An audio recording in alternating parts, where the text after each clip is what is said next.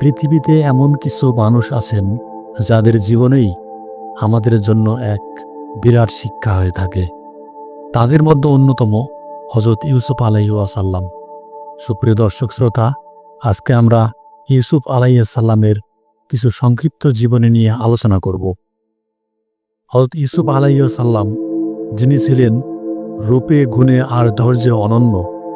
আজকের গল্প আমরা জানব কিভাবে এক কূপে ফেলে দেওয়া শিশু হয়ে উঠেছিলেন মিশরের রাজকোষাধ্যক্ষ, আর কিভাবে ধৈর্য দিয়ে জয় করেছিলেন সমস্ত কঠিন পরীক্ষা।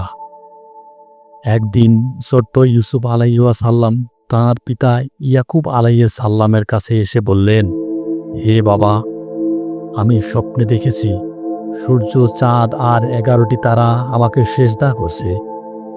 ইয়াকুব আলাইহিসসালাম বুঝলেন এটা সাধারণ কোনো স্বপ্ন নয়। আল্লাহ তাঁর ছেলেকে নবুয়তের জন্য মনোনীত করেছেন। কিন্তু তিনি বললেন, হে আমার ছেলে, তোমার এই স্বপ্ন ভাইদের কাছে বলো না। তারা হয়তো তোমার প্রতি হিংসা করবে, বিদ্বেষ করে কোনো অন্যায় কিছু করে ফেলবে।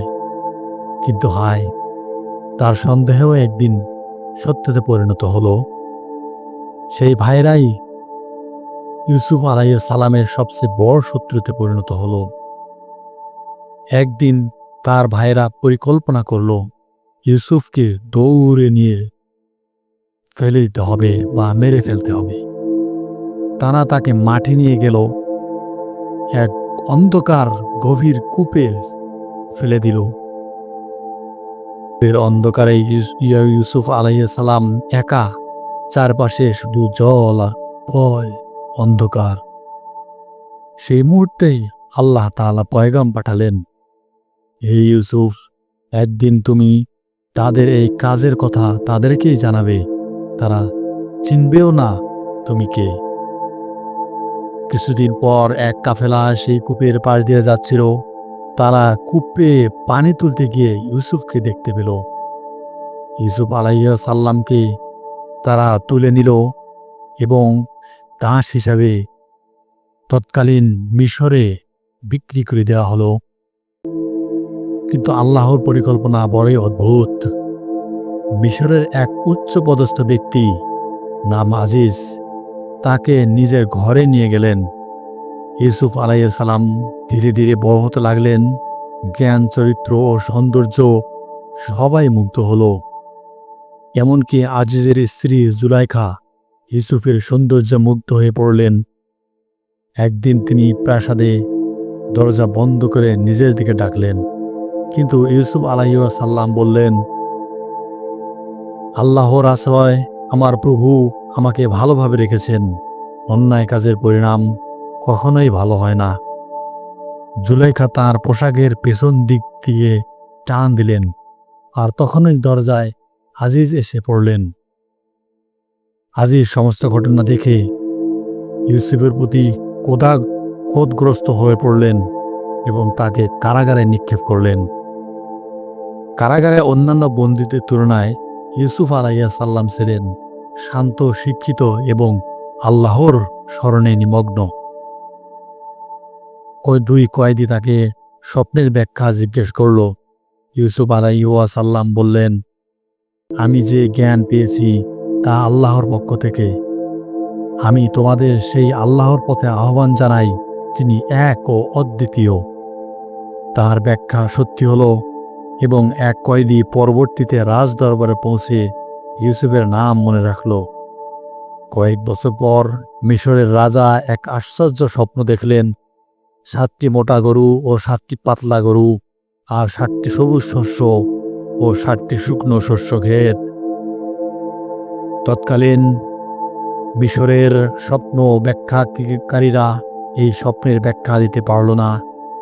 ঠিক তখনই সেই কৃতদাস ইউসুফের নাম বললেন। তখন ইউসুফের কথা মনে পড়ল। রাজ দরবারে ইউসুফকে ডেকে আনা হলো সেই মহান শাহী মিশরীর দরবারে। ইউসুফ ব্যাখ্যা দিলেন, 7 বছর পর মিশরে দুর্ভিক্ষ হবে, তাই আগে থেকেই সংরক্ষণ করো। রাজা তার স্বপ্নের ব্যাখ্যা শুনে এতটাই মুগ্ধ হলেন যে মিশরের খাদ্য ভাণ্ডারে দায়িত্ব দিয়ে দিলেন। স্বপ্নর ব্যাখ্যা অনুযায়ী একদিন ঠিকই দুর্ভিক্ষ এসে পড়ল। সেই ইউসুফের ভাইরা খাদ্যের জন্য মিশরে এলো। তারা বুঝতেও পারেনি যাকে তারা একদিন কূপে ফেলে দিয়েছিল সেই ইউসুফই আজ রাজ কোষাধ্যক্ষ। ইউসুফ আলাইহিস সালাম নিজেকে চিনিয়ে দিলেন না, ধৈর্য ধরলেন। অবশেষে একদিন যখন সবাই একত্রিত হলো, তিনি বললেন, আমি ইউসুফ আর আমার ভাই বেনিয়ামিন। আল্লাহ আমাদের প্রতি অনুগ্রহ করেছেন, যে ধৈর্য ধরবে আল্লাহ তার প্রতিদান কখনোই বৃথা যেতে দেন না। ভাইরা সেই ঘটনায় অত্যন্ত লজ্জিত হয়ে পড়ল। কিন্তু ইউসুফ আলাইহিস সালাম বললেন, আজ তোমাদের প্রতি কোনো অভিযোগ নেই, আল্লাহ তোমাদের ক্ষমা করুন। হযরত ইউসুফ আলাইহিস সালাম এর জীবন আমাদের শেখায় ধৈর্যই হলো সবচেয়ে বড় শক্তি। জীবনে যতই অন্ধকার আসুক না কেন, আল্লাহ যদি সঙ্গে থাকেন তাহলে একদিন আলো দরজা খুলবেই। আল্লাহ তার পবিত্র কালামে মাজিদে ইরশাদ করেছেন, নিশ্চয়ই আল্লাহ ধৈর্যশীলদের সঙ্গে আছেন। সূরা আল বাকারা। তাই সুপ্রিয় দর্শক শ্রোতা, আমরা কখনোই যতই বিপদ আসুক না কেন আল্লাহর পক্ষ থেকে কখনোই নিরাশ হব না।